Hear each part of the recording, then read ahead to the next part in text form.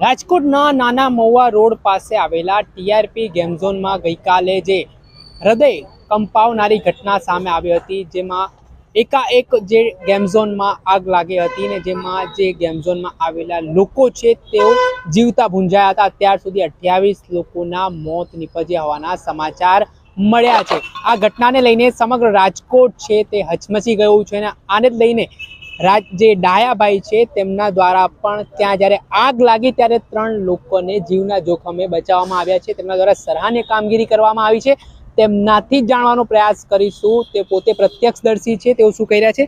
ડાયાભાઈ, ગઈકાલે ટીઆરપી જે મોલ છે, ગેમ ઝોન છે, ત્યાં આગ લાગી, કઈ પ્રકારની ઘટના હતી, કેવો માહોલ હતો? સામાન્ય રીતે હું ત્યાંથી ચા લઈને અવારનવાર જતો જ હોઉં છું. ત્યાં મારા બે ચાર ખાતા છે તો હું ચા દેવા જતો હોઉં છું. ત્યાં હું ચા દઈને બહાર નીકળો તો નહીં એવી થોડીક જ ત્યારે આગ લાગેલી હતી. થોડીક વાર પછી હું બાઇકને મારું ચાના સ્ટોલ ને બધું મૂકીને હું ત્યાં ગયો તો નહીં એવી આગ લાગેલી હતી. થોડીક વાર થઈ તા જોતાને સાથે એકાદો બ્લાસ્ટ થયો અને પૂરું આગ લાગી ગઈ. પછી બે ચાર સ્ટાફ, એક વ્યક્તિ કોઈક બીજું હતું, 3 જણા એવી રીતના બીજા માળેથી ત્યાંથી નીકળવાનો પ્રયાસ કરતો હતો. તો બે ચાર અમે જણા 4-5 જણા ભેગા થઈને નીચે ઉભા રહ્યા. ત્યાં એક ડ્રિલિંગ હતી, એને પછી આગ એટલી ફૂલ થઈ ગઈ હતી એટલે એ લોકો કૂદવા માંડ્યા હતા. તો અમે બેકને ઝીલી લીધા ત્યાં નીચે. પછી છેલ્લે જે લાસ્ટ એક માણસ હતો એને થોડોક વજનમાં ભારે હતો એટલે એને કૂદકો માર્યો પણ અમે એને ઝીલ્યો, પણ એટલું બધું વજન હતો એટલે નીચે પટકાણો, માથામાં એને વાગી ગયું, લોહી બોહી નીકળી ગયા. એટલે અમે એને થોડીક ફટાફટ એને 4 વ્હીલમાં નાખીને એને દવાખાના ભેગો કર્યો. પછી અમે પ્રયાસ કર્યા બધા માણસોને એને પાછળના ગેટેથી કાઢવાના, બટ પછી આગ એટલી ભયંકર થઈ ગઈ હતી એટલે પછી ત્યાં ઊભું રહેવાય એમ નહોતું. એટલે અમે પછી બહાર ઊભા રહ્યા, ફાયર બ્રિગેડને ફોન કર્યા, એની રાહ જોઈ. એનાથી વિશેષ તો અમે કાંઈ કરી શકે એમ નહોતા એટલે પછી અમે બહાર ઊભા રહીને. કેટલા લોકો ગેમ ઝોનની અંદર હતા અને ખાસ કરીને બાળકોની સંખ્યા વધારે હતી, પુરુષોની, મહિલાઓની?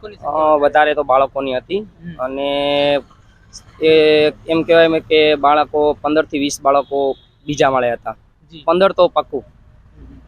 તો જ્યારે આગ વિકરાળ સ્વરૂપ ધારણ કરી રહી હતી, અફરાતફરીનો માહોલ હશે, ત્યારે તમે ગયા, તમારા દ્વારા શું પ્રયત્ન હતા? કેમ કે પહેલી વસ્તુ તો પોતાનો પણ બચાવ જરૂરી હતો. પોતાનો બચાવ જરૂરી છે, પણ આવી ભીષણ આગમાં લોકો બળતા હોય અને અમે અહીંયા ગયા પણ આગ એટલી તેજ હતી કે તમે માનશો નહીં કે ઉપર જે માણા બળતા હશે ને તો એનો રાડું પાડવાનો અવાજ નહોતો આવતો, કેમ કે એટલો ધુવાણો હતો. મને તો એવું લાગે કે આ ધુવાણાના કારણે ગુગળાઈને એ લોકોના મૃત્યુ થઈ ગયા છે.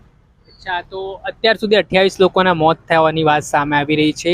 તમે કોઈને આવી રીતે જ્યારે સળગી રહ્યા હોય કે જે બચાવની બૂમો પાડી રહ્યા હોય તેવા દ્રશ્યોને મદદ કરવાની ખૂબ કોશિશ તો કરી આપણે. 2-4 જણાને આપણે અહીંયા 2 સ્ટાફને ને એક વ્યક્તિ ફેમિલીનું કોઈક હતું એને બચાવીએ આપણે.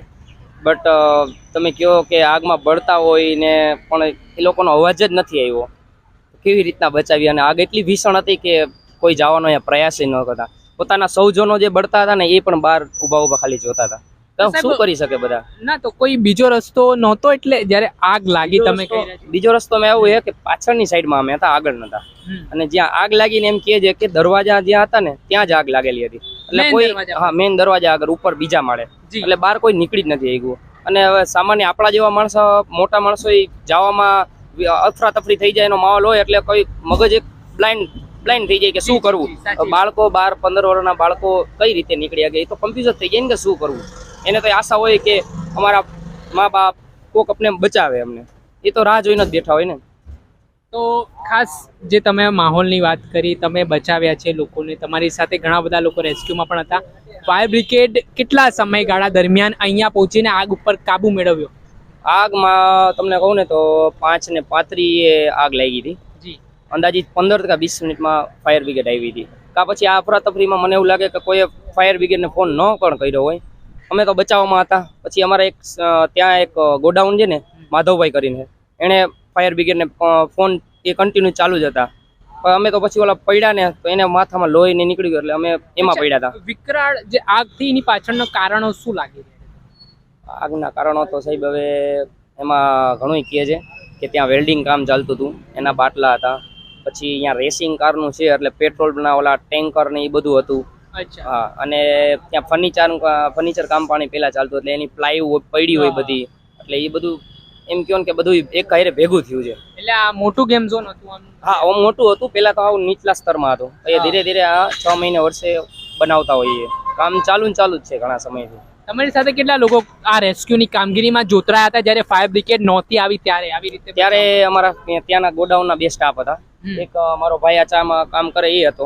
અમે 4-5 જણા હતા.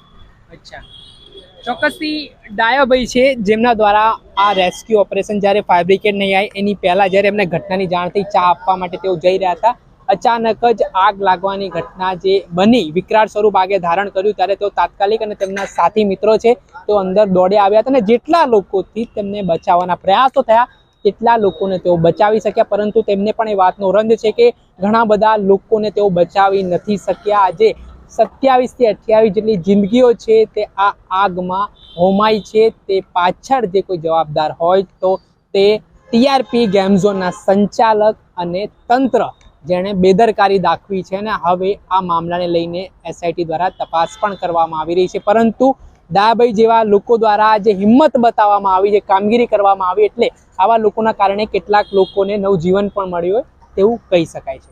કેમેરામેન ભાર્ગવ સાથે ફૈઝાન અંગ્રેજ, નવજીવન ન્યૂઝ, રાજકોટ. વૈષ્ણવજન તો તેને કહીએ જે પીડ પરાઈ.